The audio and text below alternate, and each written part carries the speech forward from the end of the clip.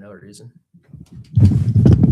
Welcome back to LaBella's Looks. Brady Weldon beside me, my usual co-host. We might have a guest star today, and Tyler. We will see if he comes to join us. Today we're going to be talking about a couple of not mainstream topics. We're not going to get too much into the MLB, the NFL, the stuff that we usually jump upon. Obviously, NFL doesn't have too much action brewing other than some off-season signings, coaching moves. I saw the Jets are trying to do some stuff. I don't know if you saw the news that hit across the Jets. I've been seeing it across different people's Instagram stories related to the I forgot who the Jets made a move on. Latest Jets trade Johnson. Yeah, I don't know. But nothing too special across the NFL, so we're not going to get too heavily into that. We actually put up some WNBA segments left to the side for when Tyler comes in and maybe sprinkles some knowledge on us. He's a big WNBA guy. Yeah, so maybe we can actually learn a little bit today instead of it being more of a controversial take type of thing and see where we go with that. But one thing that actually did hit the news today, and because we haven't done the show in 2 weeks, we're going to talk about a little bit of what's going on in the past 2 weeks in general. But something that crossed ESPN today was the Jonte Porter. And does Jonte Porter in general like ring a bell to you? Of course. How is it not?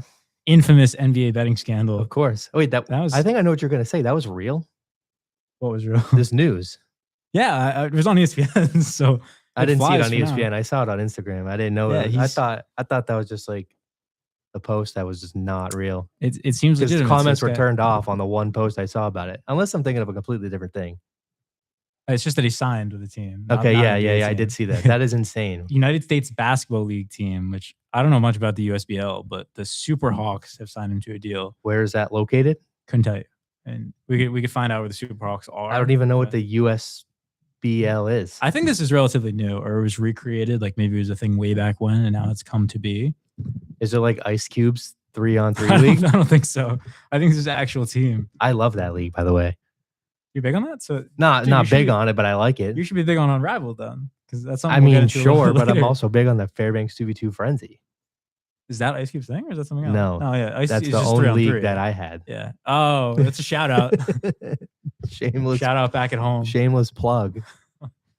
What I was gonna say about the Jonte Porter news is, so he goes on, he signs this deal with the Super Hawks, not affiliated with the NBA, to my knowledge. We don't know too much about the USBL.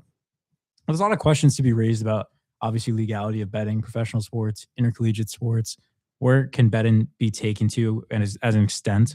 But with somebody like him, who apparently his offense could be leading you up to like 20 years in jail. Yeah. It's more expected that he's going to be like under 5, probably like 3 or 4. But like he's still waiting for a sentencing on how long he's going to spend in jail. And he just signed with a professional team. Yeah, I don't understand that at all. I mean, this is like low-key news to me because I didn't look into it when I saw it yesterday. But that's just wild to me. I'm looking up this USBL right now. Do we know what team it was that he signed to? Super Hawks. Seattle Superhawks. Yeah. Okay. So all the way in Seattle. Awfully similar to the Seattle Supersonics. Yeah, indeed. Bring them back. Branding issue. Bring them back. So I don't know. I don't know where the NBA is going to stand now because it's not really in their hands anymore, I suppose. No. It's more of like a justice system thing, but the sentencing is going to be interesting to wait on because I don't know what it is, but he's currently going to be playing for a professional team again. He's banned for life from the National Basketball Association. Correct. So I don't know. That's an incredible spot to be in. I've never heard of this league. I wonder who like the guy is in this league. Like who's that guy? Who's that SGA in this league? Who's that Jokic? We got to start tapping into the some USBL people that rankings. we know. What are the stat rankings in the USBL? Who is leading that league in scoring? Maybe somebody's just like absolutely dominating. Maybe it's a name from the NBA that like we'd be like, wow, he's playing the USBL. That's what I'm saying. I want to know. I want to find out. Find out those stat rankings. But the first question I was going to raise on the topic, and this isn't really so much about him being in the USBL, but in terms of like NBA and legality reasons, I've had this discussion with a lot of people. Like, where do you stand on what type of betting do you think should be legal in professional sports? So, I mean, it's probably... You're probably not going to argue the fact that like you should be able to bet on the sport you're playing, like Jonte Porter betting on an NBA game. Yeah, no. But let's say Jonte Porter wanted to bet on an MLB game. Do you think there should be issues standing there? Maybe. Yes, I think there would be an issue with that. Do you think no? I would think that he probably shouldn't be because of the world that we live in with everybody so intertwined. That's maybe before the social media days and everybody was so just intersecting all these sports now. It's so easy to be in contact with somebody from another sport. That's exactly what I was going to say. Professional athletes just cross paths every day. You got guys courtside at NBA games every day. So the contact is nonstop. Just imagine you're LeBron James, right? You can just very easily hit up Mookie Betts and be like, "Hey, strike out 4 times and we'll split this $3 million pot." I don't think I think if you have a contract in any form of professional sports, you should not be allowed to have a sportsbook account. But that leads you down to the next question, which is a little more understandable, but still crossing barriers. Can a professional athlete bet on college? Or vice versa? Can a college athlete bet on professional leagues? There's just such a gray area with that. I I guess the short answer will be if you receive NIL money, no. No, you should not be able to. Then it's gonna be kind of hard to draw a line. Very hard to draw the line. It's massive gray area. Because there's obviously college players like an Iona athlete would have really no implications, I would say, if you're betting on a professional sports team. No, I don't think any MAC conference player would have any pull on Shai Gilgeous-Alexander. But obviously, somebody coming out of Duke could easily get in contact with an NBA player. Like, it's not hard to see. You could draw a line, say, not in your sport, but still, I would think that Cooper Flag has associations with guys in Shohei Ohtani or something like that. Because they're both signed to New Balance. That's true. Brand affiliations could, like, you meet with guys like that. So it's very hard if you want to start drawing lines on betting as opposed to just saying, you know, it's not possible to bet. And I always think about this moment specifically when LSU won the national championship, like during the Joe Burrow days, I believe. Yeah. And Odell Beckham Jr. was at the celebration, like in the locker room and stuff. And like he was throwing out money like crazy, but he like so clearly is in contact. Like guys could literally be in the locker room. Yeah. That was pre-NIL though. Those were the golden days. Yeah. So maybe it's just, especially in this time period, it's not understandable to think about betting and in the way that we're looking at it now with professionals and collegiate athletes having an influence on each other in the way that they do.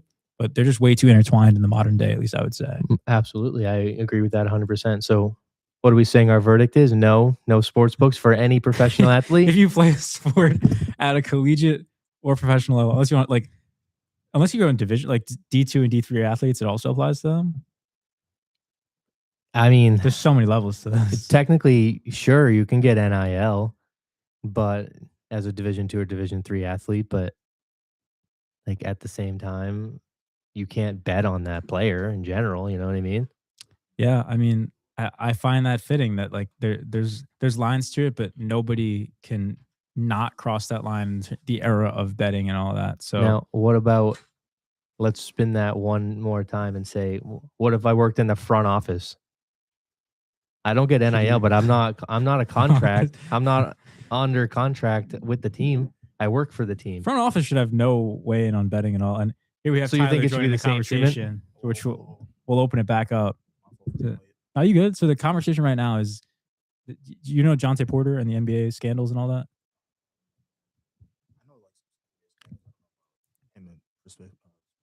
He basically was an NBA player betting on his own games and stuff that was going on in the NBA. So Michael Porter's brother? Yes, exactly. Yes. Yeah. I know exactly what you're talking about. So they banned him for life. Like he can't touch the NBA at all. But he just signed today with a United States Basketball League team, which we weren't even familiar with the league. Right. So now we're talking like, should a professional athlete be able to bet on any sport or college sports at all?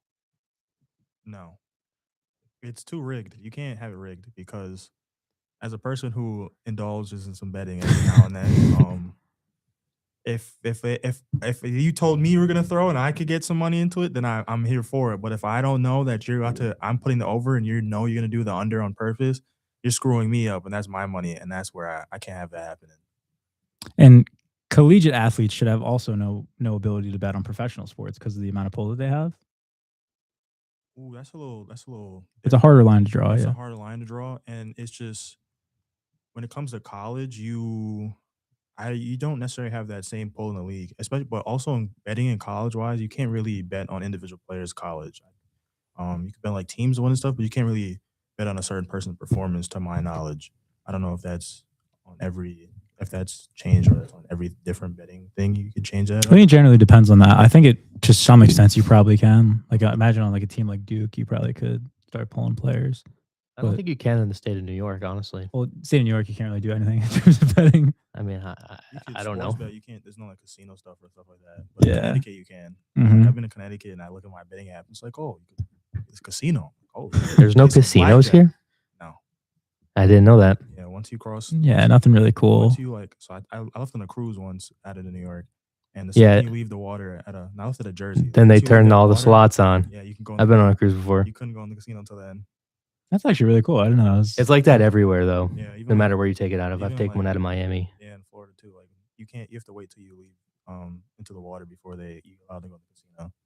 That's awesome. Wow, that's a cool fact. I mean, they have like Jake's 58 and stuff around here, but it's like I don't even know what that is. Yeah, what is it's that? that's I think it's like an 18 plus type of casino. Like it's not no too like high regard on that place. An 18+ casino? I Yeah, think they're all they do 18 exist. plus. Supposed to be. Is it child? Wait, what did you say? That Is it child casino?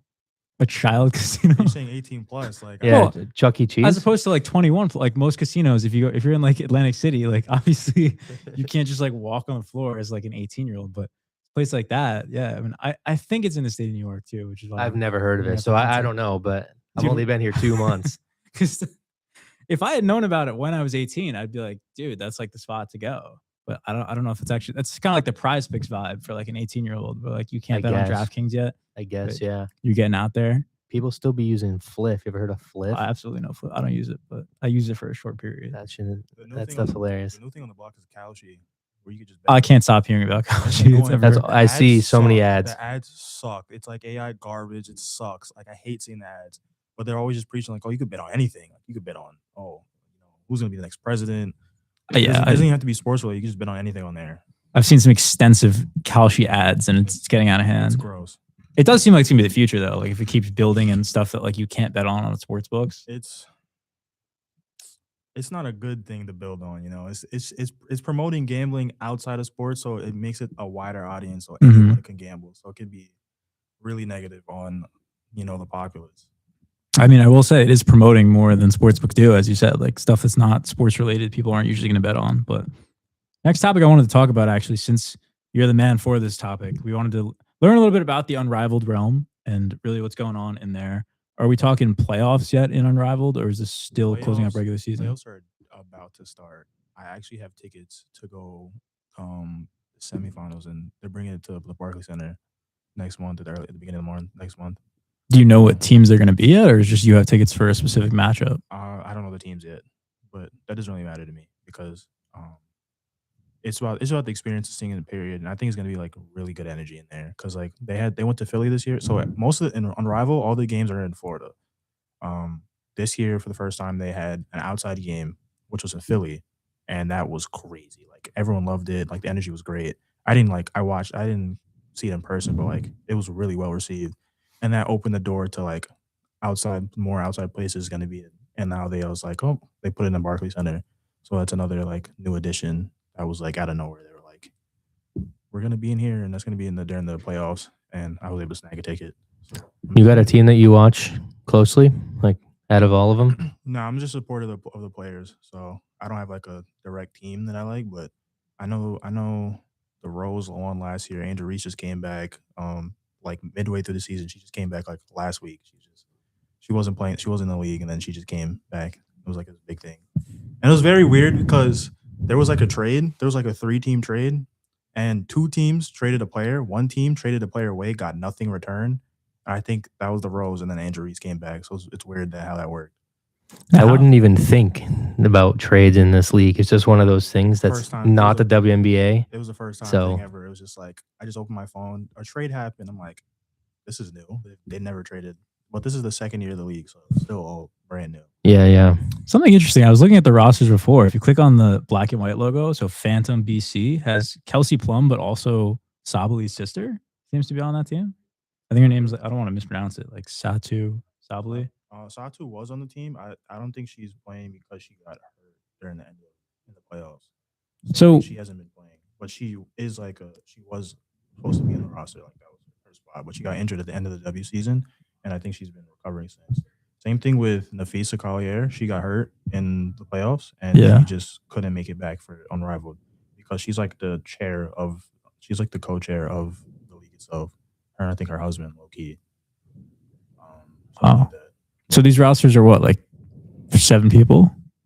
Yeah, just about. Because it's 3v3, so you have like 3 people, or the rotation of 3, and you have an extra player depending on how you want to do it.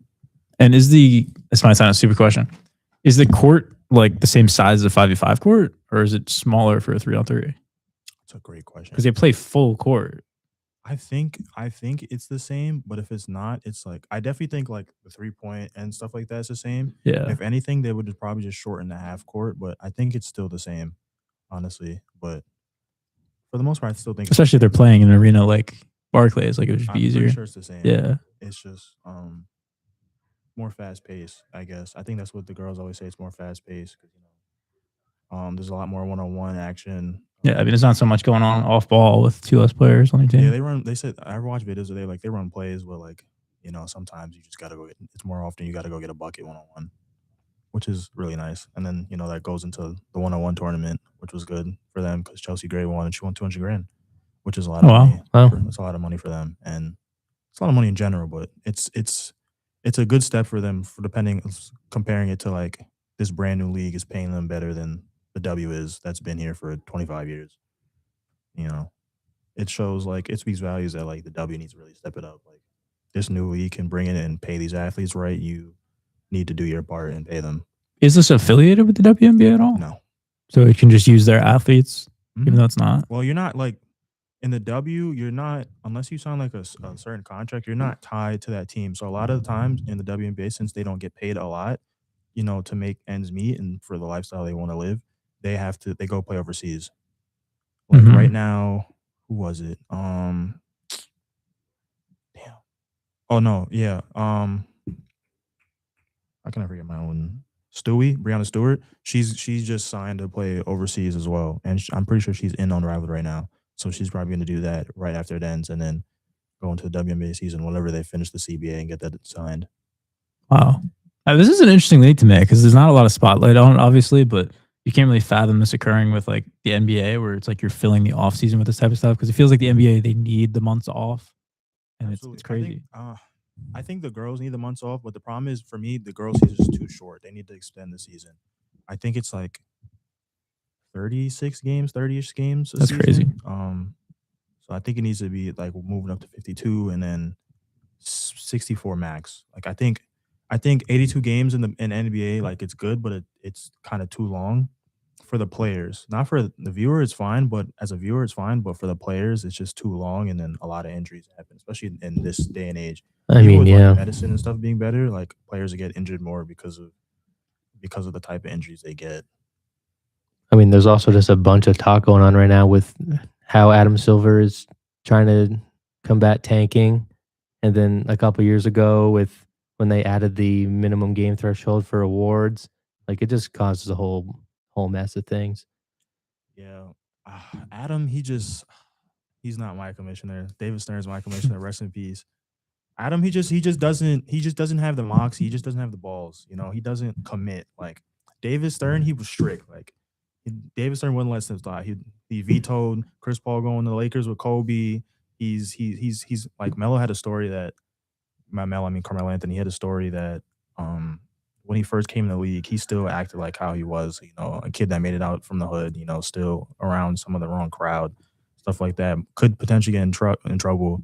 David Stern had hired private investigators to like watch him and like watch over him, and like as a proof, like, yo, I'm watching you. Like you could lose your spot in the league if you don't fix your act like in the outside world. Because he's like he has to hold themselves. He's trying to hold the athletes to a higher standard, which is like crazy. But like he meant business. Like he wanted the league to to thrive, and that's cool. He got business done. I feel like Adam, he's too soft, and it's a running joke now that every time he wants to fix something, he's just like, let's start a new tournament, this in-season tournament this, tournament that, and that's supposed to be like his fix for everything, and it's just not necessarily working.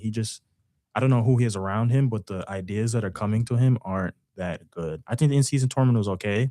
I feel like money always has to be a drive for athletes. If you put money on the table, athletes are like the end of season tournament. Like the first year was good because like once they learned like all this money on the line, they started like really trying. This last season, I didn't really hear anything about it. It didn't feel like there was as much care was in the first season. So I don't know. You gotta like All-Star Weekend it's kind of boring now, and I don't like how they do it. Like I didn't like how they did the All-Star Weekend this year because they were like, oh, they're like 3 different teams, and it was like It was going to a point like you had to score a certain amount of points to win. And it was like, oh, this team had to beat this team if you beat this team. I was just like, bro, just give me East West, put some money on the line for the winners. Whoever gets MVP gets another bonus, and like give them incentive to like actually try, so it's not boring for us to watch and it's actually interesting. Yeah, I Or mean, like, I would say the easy answer to All Star Weekend is throw up one financials to winning East versus West, but also more importantly, home court advantage in the NBA Finals for that conference. If you kind of put it like the win together there, it would definitely simplify things. that's actually a great idea. Yeah, like baseball does that. Yeah, That would be a great incentive for people, for them. If like if a team feels like they can make it, that's a great incentive. because it's like, I mean, obviously Cade and SGA. Well, I don't think SGA played because he's been hurt, but guys like that, like obviously with strong chances at the finals and they're all stars, like they would play their heart out to have game one at home. So that would be a difference maker to me. But obviously, I did want to talk about this tanking thing because we didn't get a chance to talk about it last week. Obviously, there's just so many things to go into removing a draft. That was one of his top solutions came across ESPN. That's such an insane factor to think about across any sport because, first of all, a small market team would kind of be punished like forever because you have no shot at grabbing these guys. If essentially this happens, guys coming out of college would just be free agents automatically, and then it's a spending battle which these teams can't compete with. So everybody's obviously Yeah, going to go to no, the bigger markets. that idea is dumb. Yeah, they're definitely gonna be less interested in going to places. Everyone's gonna want to go to warmer temperatures or like New York, maybe Boston, or like big name teams.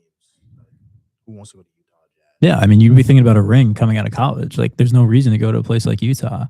But I mean, I don't know what other solution they could really turn to, but I think drafts wouldn't really be the spot to fix it. I mean, that's the whole incentive behind having this lottery, which has been a thing for, I think, over like 50 years. The lottery's been around because it's a preventer of tanking. And I don't think tanking's been such an insane extent that we've seen so far. Like, I saw Lowry Markkinen was pulled early in the fourth quarter of a Jazz game. Like, it hasn't seemed like the most insane thing so far. But I No. think tanking should become an issue when you see it multiple years in a row. A team is finishing 15th in their conference because they're abusing tanking. And we haven't really seen a repeat offender falling into 15th place in the last couple of years. Like, obviously, the Spurs were one of the worst teams in the league a couple of years ago, maybe 2 years ago. And then once they got Wemby, they flipped to a 2 seed in the West. So you haven't seen anybody really continuously staying at the bottom of their conference and to enough where you can say, all right, this team is continuously tanking. It's a problem. Yeah, I don't have a massive problem with it. I feel like it's not broken at the moment entirely. Teams, it's not just because people play bad or the coach even just like pulls players out, like you just said.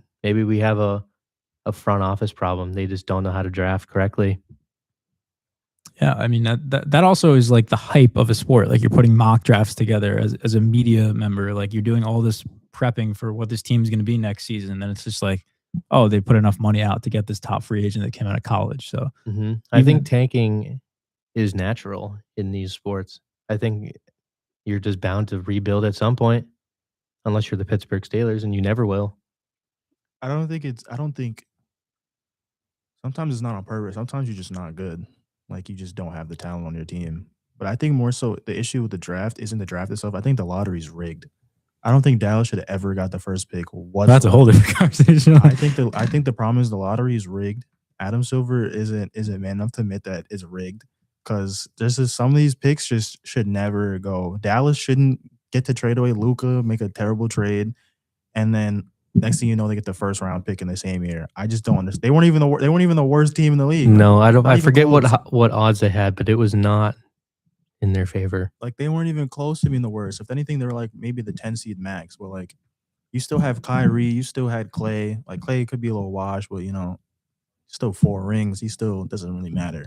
So you're saying you think it should just be the worst team overall, just gets number one, just remove the lottery? No, but I think it should be like the way how some of the odds work out and how things work in certain teams fail in favor. I just don't think it should go that way. Like I think like Dallas shouldn't get the first round pick. They should top 5, 6, sure, but number 1 to get Cooper Flag, I just don't think that makes sense. Especially because the organization has just been shitting the bed. Am I allowed to curse? I don't. We'll probably survive. Okay. But it leaves you in an interesting spot because you're like, how many times in the last 10 years has the worst team in the league actually got that number 1 pick? Like, the lottery is a great solution to tanking, but at some point you're like, is the worst team ever getting the first pick? Do you have that number? I don't have that. No, that was a straight up or maybe a rhetorical question, but if we could find out that answer, that's awesome. Because I mean, the last couple of years, we could at least say it hasn't happened, but I'm not really sure. The Pelicans who had Zion a couple of years ago, obviously, it hasn't been promising since they've gotten him. Like they've been sitting low for a while now.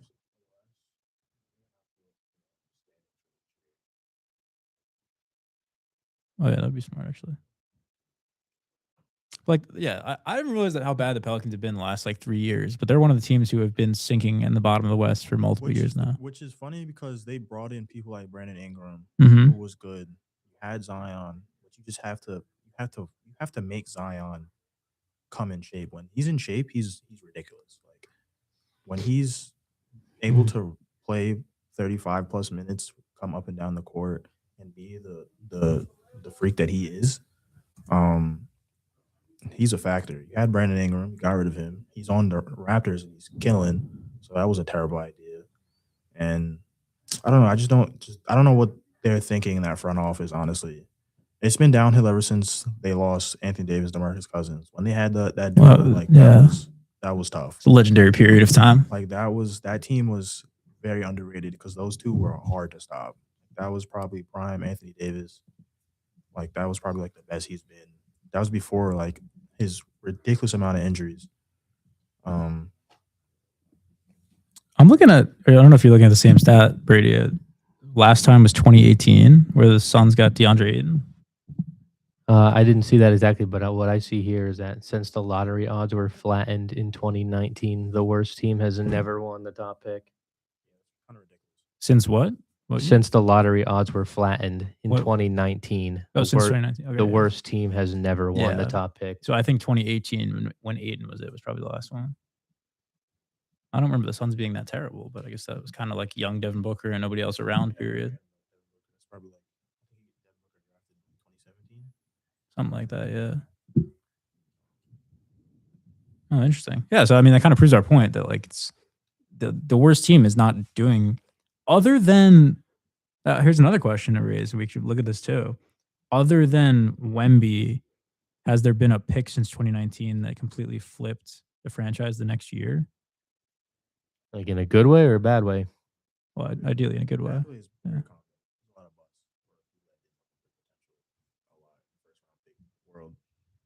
Was Cade a number one pick? Yes. Yeah. It honestly hasn't been 1 year, but yeah, it's been a rough patch. That he was on that team that lost like 25 straight games. Yeah. Oh, that's right. Yeah. They picked up Black. He got drafted what 3 years ago? 4 years ago? I think 4. Sounds right. Around 4 years ago, around 20. Cade did it go Cade and then Paolo, or Paolo then Cade? I think it was Cade, Jalen Green. Paolo was a 1 as well, so that was a different year. I think. Yeah, I was just naming number one picks. Years. Yeah, I think it was 4 years ago because this is his 5th season. Yeah. So it was Cade, then Paolo, then Zachary Sachet. That was last year. I clearly paid. He's on the Hawks. He's not very good. Sachet was last year, so I think we're missing somebody. No, he was 2 years. It was Sachet, and then you had Wemby. Oh, and then Cooper Flag. Yeah, I just neglected him, even though I've been talking about him first. Yeah, I didn't even know who that was. Yeah, he was drafted number 1 overall by Atlanta out of Atlanta's another team that really just France. Oh wait, hold up. No, Sachet was last year. Yeah, because Wemby was. I couldn't. 2 years ago. Oh, I flipped them.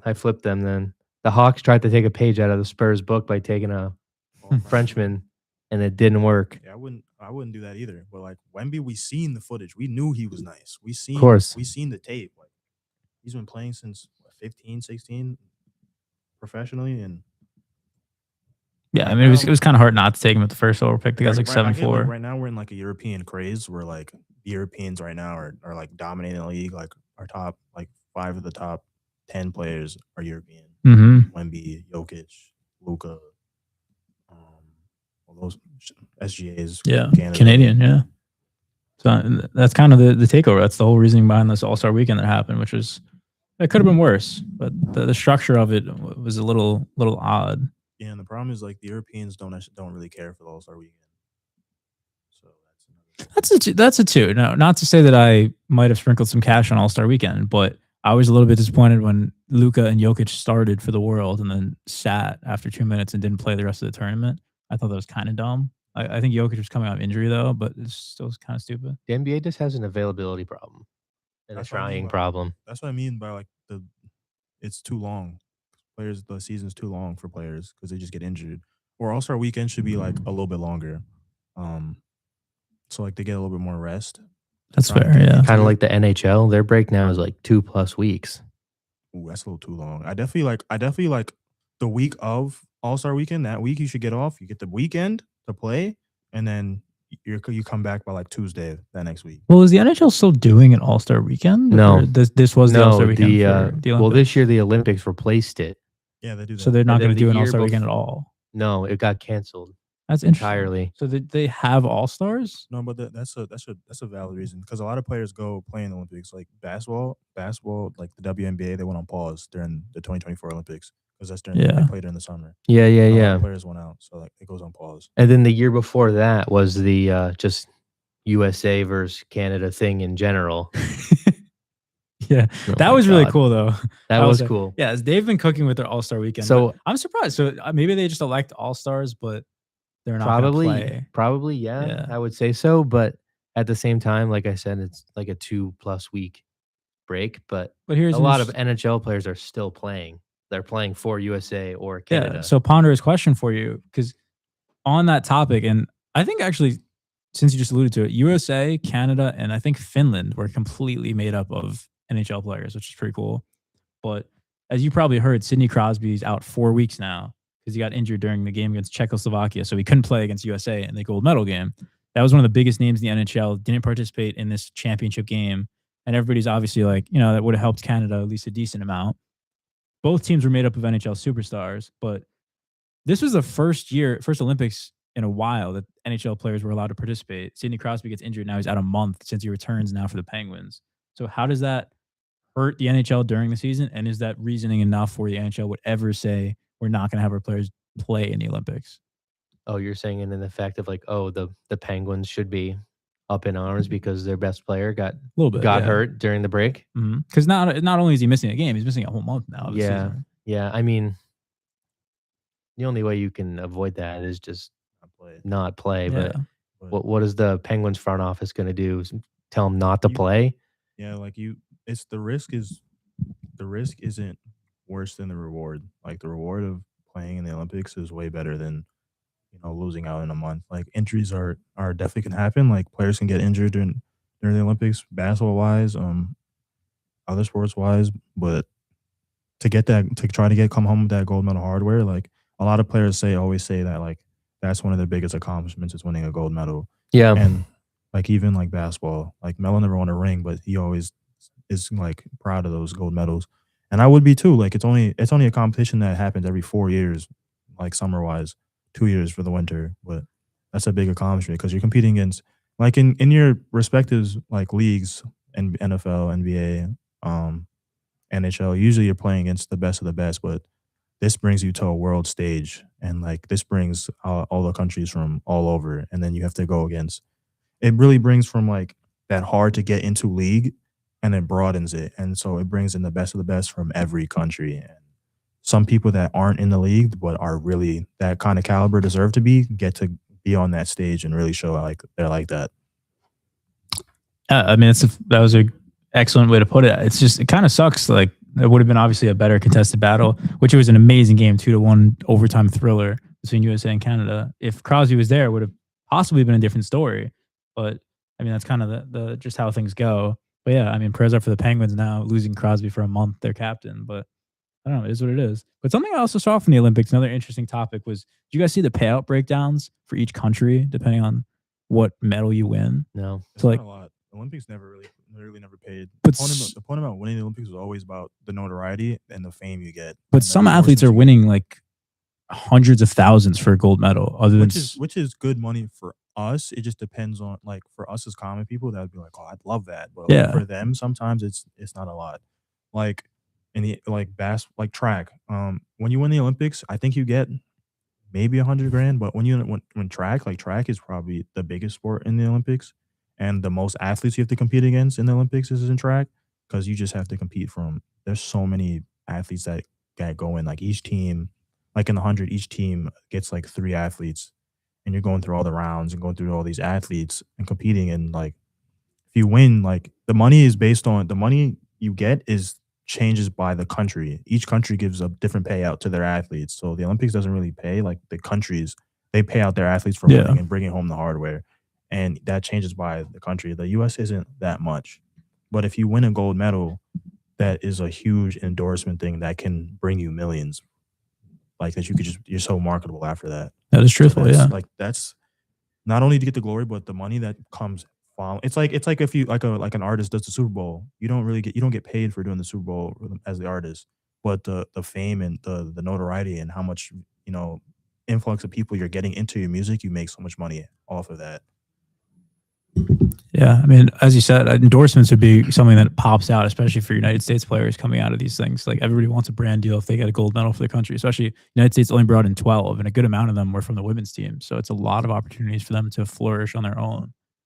Yeah, and I also hope I'm always pro women getting paid more and getting more notoriety because like women's sports is it's underrated. It's a lot more interesting than people make it seem.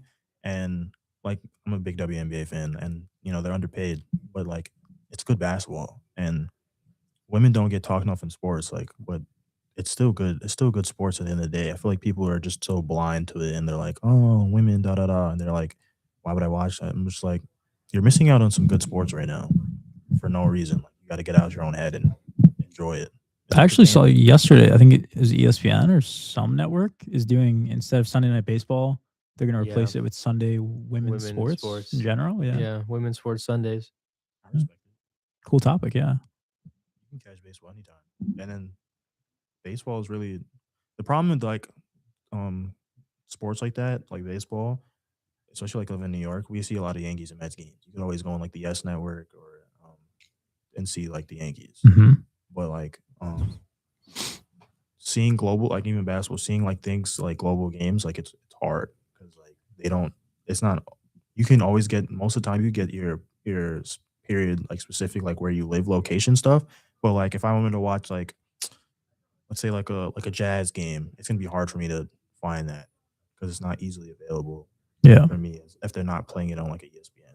So it's definitely good to see like them get more shine because it's not easily available to watch. Probably to watch it. Indeed. Yeah. It's very hard. I mean, networks have become a whole another issue in sports and the media world in terms of viewing games, and you have blackout deals, and then every streaming service is trying to take on a different sport now. Netflix is taking over a bunch of different things, and any fight night is becoming a Netflix only thing. Especially Peacock as well is really growing in their own in terms of sports. Yeah, I watched Yeah. the St. John's UConn game on Peacock yesterday. I was waiting to bring Bro that turned up. into a 32 point blowout on Peacock. Yep. Yeah, I mean, I won't speak too much. Because I didn't see like any of the game. I haven't seen any highlights other than that they went like You must have seen the stats. then. 21 field goals or something like that. 17. How many minutes? They made 2 field goals in the second half. They Yeah. didn't make a shot in their last 17 and a half minutes of gameplay. Yeah, I think it was the biggest blowout during Rick Pitino's era at St. John's. I don't even know the last time they scored under 40 points in a D1 men's basketball game is genuinely insane. Yeah, not good. I haven't even looked at the box score, so I can't comment too much on it. Well, It they was sc- locking you out. Oh, that's crazy. I actually, you're gonna make me pull up the box score now just to see I couldn't buy a see who bucket. on UConn was actually performing, because 72 is It not was their crazy, big but, man. I forget his name. Terrace Reed probably cooked. I tuned into the game on radio, and I heard Terrace Reed got his 5th block with like 7 minutes left, and I was like, what is going on over there? I couldn't touch the paint. See what's going on over here. Yeah, I mean, no St. John's player had one guy had 10 points in Sannon. Yeah, I mean, It's all right. You'll just so get revenge in the Big East tournament. You're good. UConn starting center, 20 points, 11 rebounds, 6 blocks.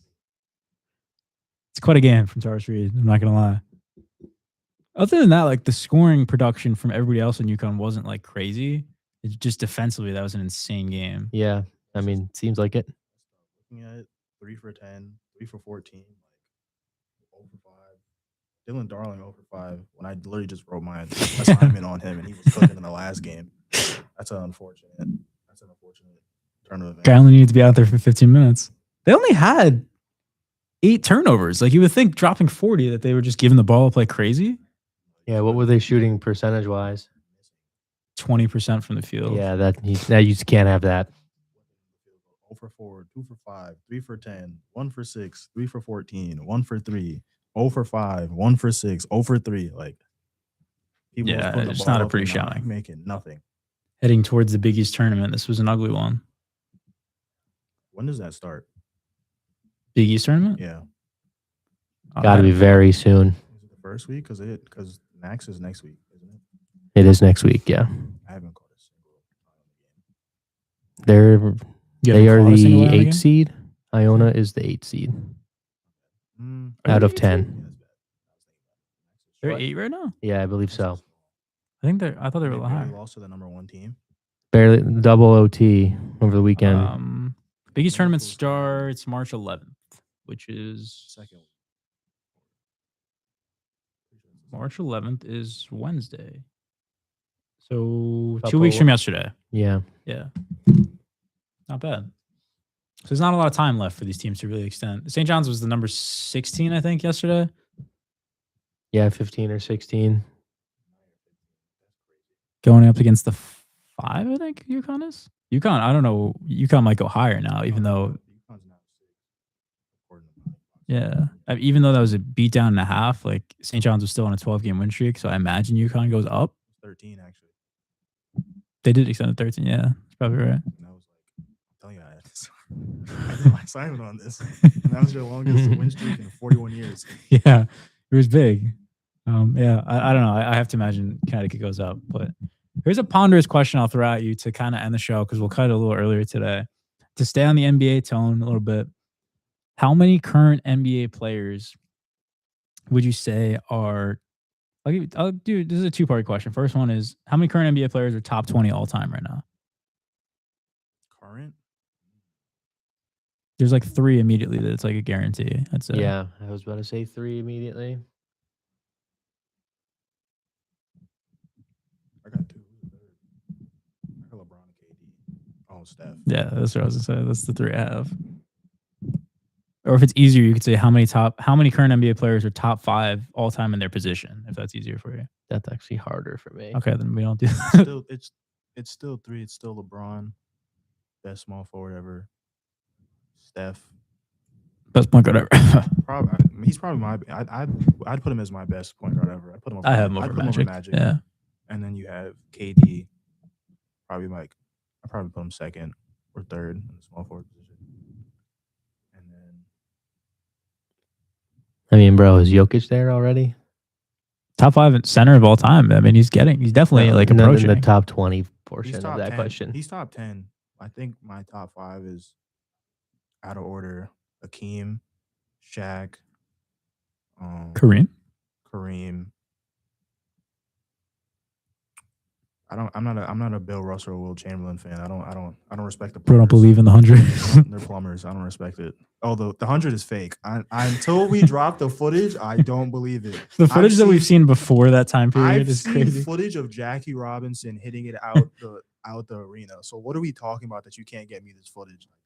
They sometimes pull up black and white footage of like 1930s baseball. Yeah, why don't I have very this true. footage? Why are you lying to me like this footage exists? And then do you have anyone else above Jokic at that point? Um, If you're excluding Bill Russell's what, like 8 rings? 11 rings. 11. Yeah, that's crazy. It was like an 8-team league, and the Celtics was stacked. Like you just couldn't compete with that. Bob Cousy, John Havlicek, Kevin McHale or not that time Kevin period? McHale. Yeah. And then like, Yeah. what are you supposed to do against that? And then whoever the 5th was on that squad, he was probably cooking. I don't know. Other than those 4 though, like Jokic with a Jokic could be there. I don't really know if anyone else he still crosses needs that more line. time, but like Patrick Ewing was good. I'm trying to think. I don't know why I'm drawing a blank. I really like Dwight, but like all time, like You could say in the top 5 argument, Harden is touching upon, if you consider him a shooting guard, he's kind of touching upon shooting guards of all time. Maybe if he wins a ring this year, it would solidify that because the Cavs actually have a decent shot. Not for me. For me biased.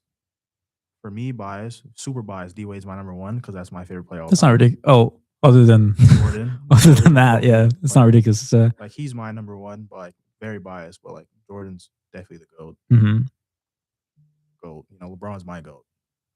But But then the Wade like number 2 is fair. yeah, so I'd put Jordan, Wade, then Kobe. You could make an easy claim for Kobe. I just think he was a little bit too much of a nut, and he just missed too many shots when he shot the ball. Like he wasn't like he was a bucket, but he wasn't an efficient bucket. Like people like really skip over the amount of shots he took, and like his shots to make was like there was a big gap because he would shoot the ball a lot, but he had a lot of misses, and people don't like to bring that up. He could get a bucket in the clutch, but he wasn't efficient. Like he can get a bucket, but he wasn't efficient in how he got his buckets. Mhm. They don't like to talk about the misses. And then behind that, like where So anything you have, else like, over You Harden? have like Clyde Drexler. You have David Robinson. no, we're talking about shooting guards. Oh, David Robinson's good. That is actually Oh, I that's a was tough talking pick about though. centers. Yeah, he brought up Harden, so I was talking about shooting guards. But David Robinson's a good one. Sneaky little pick there. Google. I just would not have thought of David Robinson. I don't know if I'd put James Harden over Clay, honestly. I love He has Clay. 4 rings. Yeah. Top 3 greatest shooter all time. Probably Steph, Reggie, then him. Or I'd put him over Reggie with the way how he could score the Mhm. ball. The way how what do you have, like 30 some how many points do you have in 3 quarters? 37 and a quarter? And 3/4 of it. Yeah, something like that, or even more than that. Yeah. And then he had like 50 he had like almost 50 points with like 6 dribbles in the entire game. Yeah. So That was like, elite. as a shooter, like I'd put him over Reggie because he didn't need to dribble the ball. Rip Hamilton was good like that too, without even getting the ball, just off the ball, get catch and shoot. Crazy. Concaniple's coming. Yeah, that's Guy's actually on not his really good way. to say. Like he's putting up numbers right now. He's about to break the record for rookies. I think he already did. I Did he? think he already did.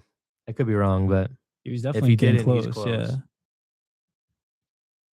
Yeah. RIP that stat though you were talking about a couple weeks ago with Cooper Flag being 1 point short of 1,000. That was what it was. Yeah, 1 point He short. didn't get it It was of the season, like of before All-Star break.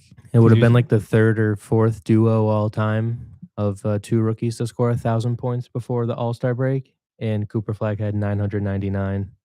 Yeah, that's rough. I forget who the other duos were, but I said them off the brain last week or 2 weeks ago. I don't remember who it Who's was. the other rookie that got 1,000? Concanipple, Teams, you know? Hornets. Charlotte. Oh, all right. Well, that's pretty much all we got for today. I think we hit all the main topics. Anything else you wanted to say? Closing statements as you look at Concaniple's face? No, I don't have any closing statements. All right. Well, I appreciate you guys coming on. We had Brady. We had Tyler. It's been a pleasure on the looks today. We will see you next week if everything goes well and we're still sticking on schedule. That's pretty much all. What are you looking at? How many threes he has? So you have to walk out the cut? You have to walk out Oh, there well. and cut? No, usually some sit there. Do they ever do anything? I'm just asking. You should like they should have like a button in here so you can cut it yourself. They screwed you with no headphones. Did you tell them that you was gonna have a third coming in? I did come late. Yeah. I did come late. I was literally editing my assignment. I was just shooting B-roll before this. I know. How did that go? Oh, you have it? I was literally editing and I just lost track of time.